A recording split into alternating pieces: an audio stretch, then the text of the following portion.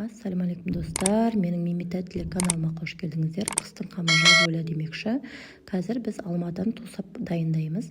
Бұл жерде апамның бақшасынан шыққан алмалар, барлығын жақсылап жуып аламыз, шірігін бөлек аламыз. Міне қараңыздар, жалпы осы алма кескішпен кесіп алған өте жақсы екен. Кесуге өте ыңғайлы. Міне қараңыздар, осылай барлығын кесіп алғаннан кейін барлығын жақсылап бір уақтап шығамыз.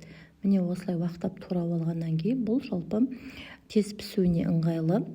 Осыдан кейін алмамыз қанша кило болды, соны весімен, яғни таразымен өлшеп аламыз. Бұл жерде 3 кило 305 грамм болды.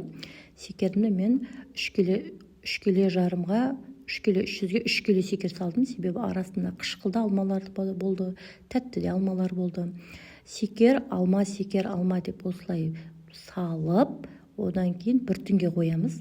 Бір түнге қойғаннан кейін осылай әдемі болып согы бөлініп шығады. Міне қараңыздар, су бөлініп әп-әдемі болып шықты. Енді осыны сарқылдатып бір қайнатып аламыз.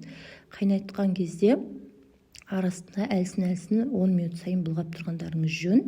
Содан кейін жай отта 45 минут қайнап жатқан уақытта банкілерімізді стерилизовать етіп аламыз. Міне қараңыздар, вареньем дайын болды. Банкілерімізді осылай 20 минут қайнатып алғаннан кейін қақпақтарында 20-15 минут қайнатып аламыз. Барлығын жақсылап тұрып, ыссы күйінде банкілерімізге құйып шығамыз. Міне банкілеріме құйып шықтым. Бұл жерде банкілер брандалы банкілер болатын. Осылай құйып дайындап, қысқа дайынбыз достар. Менің рецептім бөлісіп жатсаңыздар, мені белгілеп кетіңіздер.